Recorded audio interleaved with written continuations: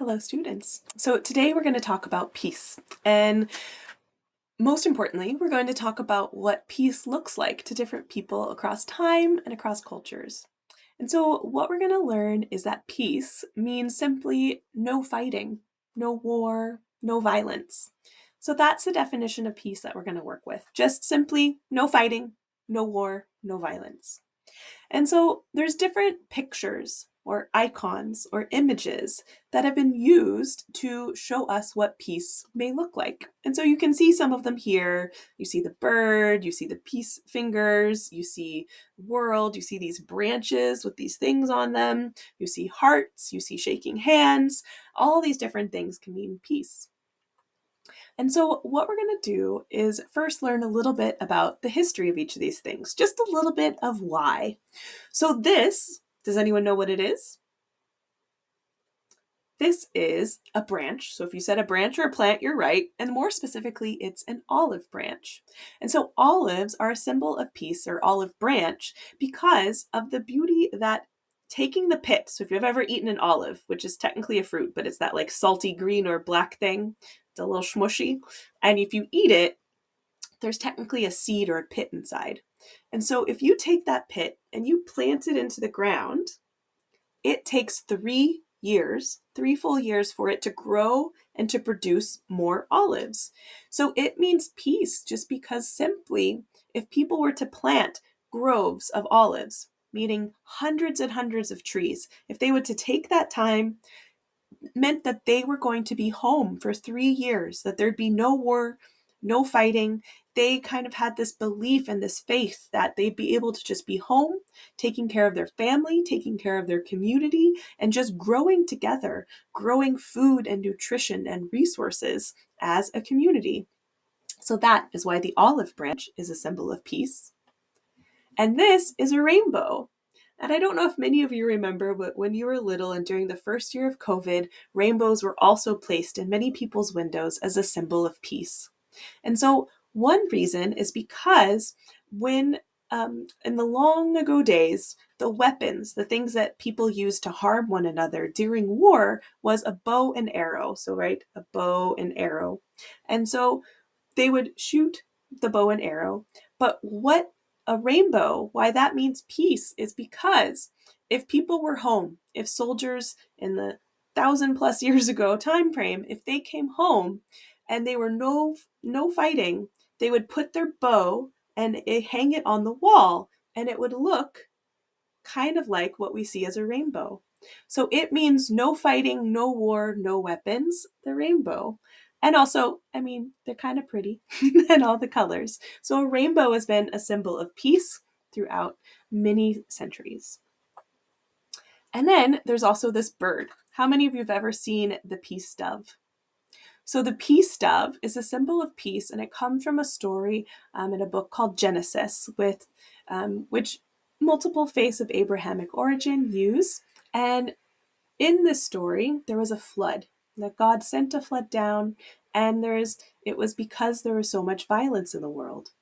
And so when the flood waters receded, when they started to go down, a dove was sent from the ship to land, and it brought back, can you tell what's in its mouth? An olive branch. And so an olive branch, again, that symbol of peace, meaning things are growing again. And so the dove and the olive branch together mean peace, of this like freedom and flying, as well as this promise that the war and the destruction and the violence, it's over. We're moving forward. We're having a time of peace, of no violence and no fighting. How many of you have seen this? Right? And now I know there's the way to make the heart. And so this means a symbol of peace because what letter does it look like? Does it look like the letter A? Maybe if you upside down. Does it look like the letter C? No, it looks like the letter V. And so V is for the word victory, which meant no more war. The war is done. And so in World War II, this became a common symbol that meant the war was done. And then in the 1960s, it became more of a symbol meaning peace and no war.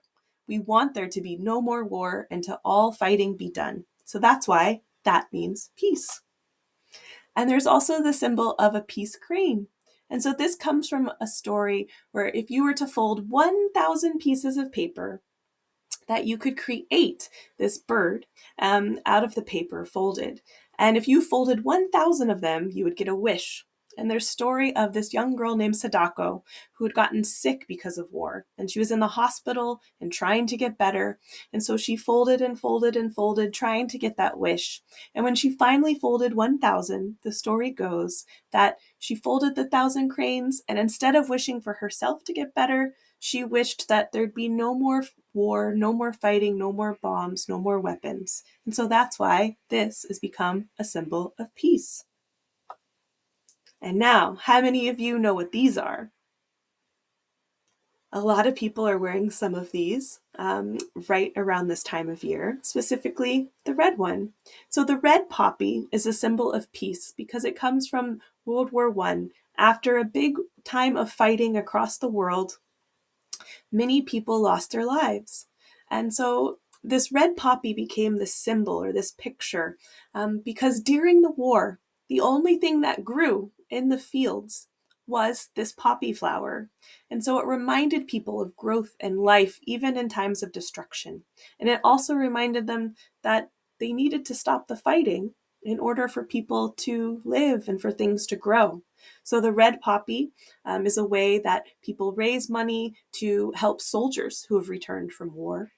The white poppy was from the 1930s, and it's a symbol that came out that people would wear the white poppy and sometimes sell them and raise money for people, women, and children historically that were harmed by war, or just innocents. Because a lot of times war doesn't just hurt the soldiers, it can hurt others. And so the white poppy is a symbol that means to not have war because innocent people should be safe. The purple poppy is a symbol to remind us that sometimes animals are hurt in war. And so that is a symbol of peace for animals to not be hurt. And then the black poppy is for Black soldiers of war, and the beaded poppy is for Indigenous soldiers. And so all of these, they basically are just a way to symbolize and to remind ourselves to work towards peace, and that we need to work together to not have conflict, to not have fighting, and just to grow beautiful things and to work as humanity. And so there's also words. Words have power. Words can mean peace in different languages, pace, shalom.